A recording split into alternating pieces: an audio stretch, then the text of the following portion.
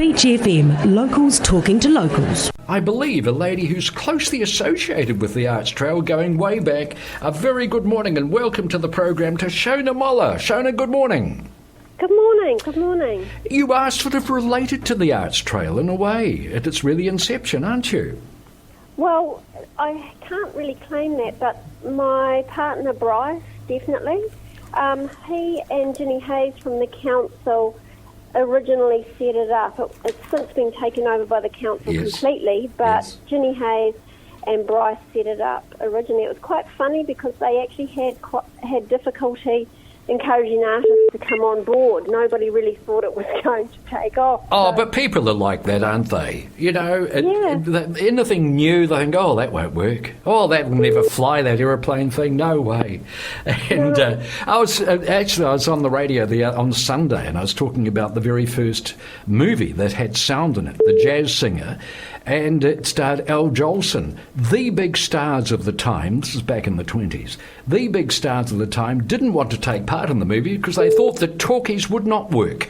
So there it is. So Shona... Yeah, and now with the Arts Trail we've got over 100 artists. And a lot of artists work really, really hard all year towards this. So it's really taken off. It's great. And of course it's a double banger now, isn't it? November the 2nd and 3rd and November the 9th and the 10th, which is it's extra good value. Now, Shona, what significance has the Arts Trail to you now that you have your own lovely gallery in Marine Parade?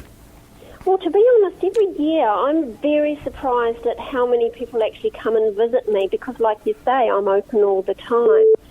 I expect people just are really busy, and on the Arts Trail they set aside some time, and they've often got their partners together with them so that they can make some decisions, especially where there's for larger investment pieces. So that's what it means to me, really. I don't really do anything special apart from offer a few smaller pieces and make sure my studio is really tidy so that they can actually get out the back here and I won't have health and safety on my case. Indeed. It's a working studio, is it? I mean, this is where you do your work. Yes, it is. Yeah, out the back is, I've got a space out there, and the gallery itself is fairly tidy, and then out the back that's the creative space. That's right. That's right. And you can't expect creative people to be all that tidy. It doesn't always go hand in hand, I find. Shona, I absolutely love your work. You've got lovely, vibrant paintings. And I just wonder how important an initiative such as the Arts Trail would be to someone who's getting established. Oh, it's extremely important. Like I said before, a lot of artists that I know, particularly the up-and-coming ones, work very, very hard all year towards this. So it's very important for establishing artists to give them a platform in order to be able to sell their work. It's very difficult to get into gallery. Sure. It's like getting something published unless you're an established writer, an established musician. It's very difficult in the arts.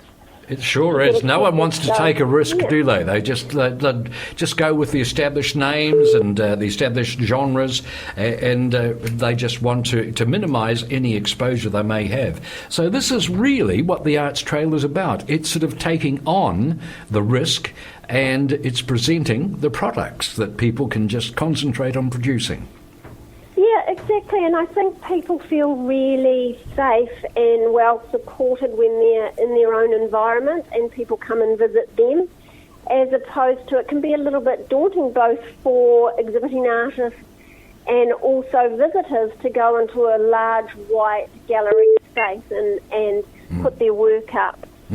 So it works much better for a lot of people. Artists are notoriously shy and reserved.